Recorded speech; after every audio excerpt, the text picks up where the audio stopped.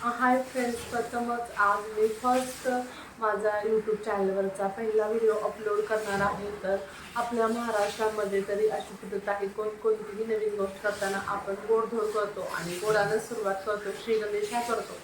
तर मी माझी पहिली आजची व्हिडिओ जो असणार आहे तो म्हणजे छान मऊसूद लुसलुशीत असा शिरा, तोही साखर न वापरता फार कमी तुपाचा वापर करून करणार आहोत. कारण आत्ताची जर लाईफस्टाईल तुम्ही बघितली तर खूप जण डाएट करतात, बऱ्याच जणांना खूप लवकर शुगर होते.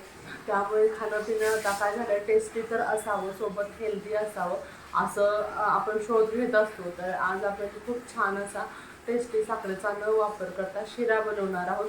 चला तर मग रेसिपीला आपण सुरुवात करूया.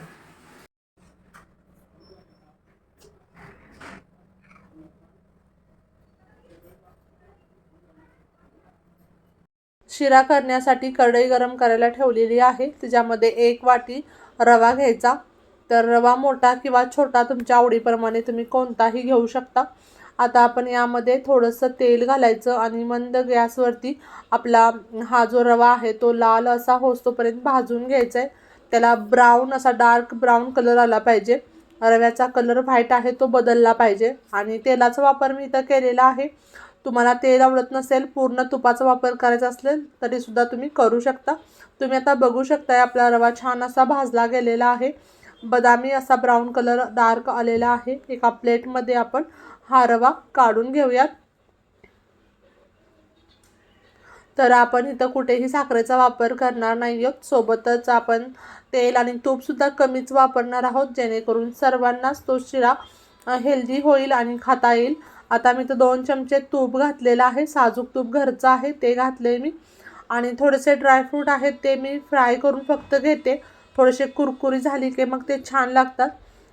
तर हे त्यानंतर थोडेसे किशमिश आहेत. तर ड्रायफ्रूट आपल्या आवडीप्रमाणे आपण एखादा ड्रायफ्रूट कमी किंवा जास्त वापरायचा आहे. आता आपण एका प्लेटमध्ये हे ड्रायफ्रूट काढून घेऊया. आता ज्या वाटीने आपण रवा घेतलेला आहे त्याच वाटीने आपण पाणी घालायचं आहे. तर मी इथं गरम पाणी घालते 2 वाट्या. कारण रवा आपण खातो ज्यावेळेला तो थंड झाला की तो घशामध्ये रुतला नाही पाहिजे.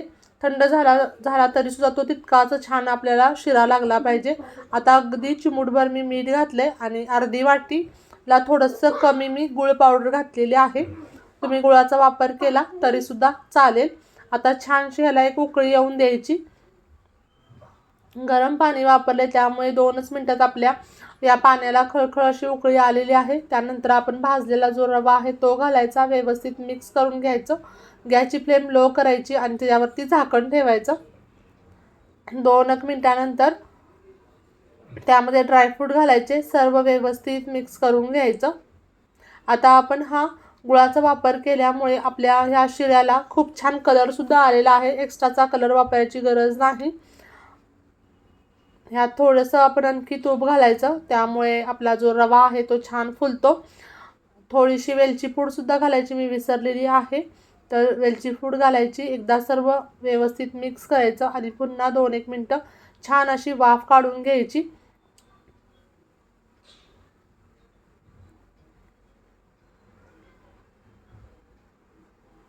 2 मिनिटानंतर आपला छान मऊ लुसलुशीत असा शिरा तयार झालेला आहे. किती छान दिसतोय बघा. आणि चिकट असा हा बिलकुल झालेला नाही. आता आपण याचं प्लेटिंग करूयात. तर एका वाटीमध्ये मी शिरा घेतला आणि डेकोरेशनसाठी मी भिजवलेले बदाम आहेत माझ्याकडं, तेच मी वापरलेले आहेत. आणि खूप टेस्टी, हेल्दी आणि सर्वांच्यासाठी असा, सर्वजण खाऊ शकतील असा हा आपला शिरा तयार झालेला आहे. पुन्हा भेटूया अशाच नवनवीन आणि जायकेदार रेसिपीसोबत. तोपर्यंत बाय बाय.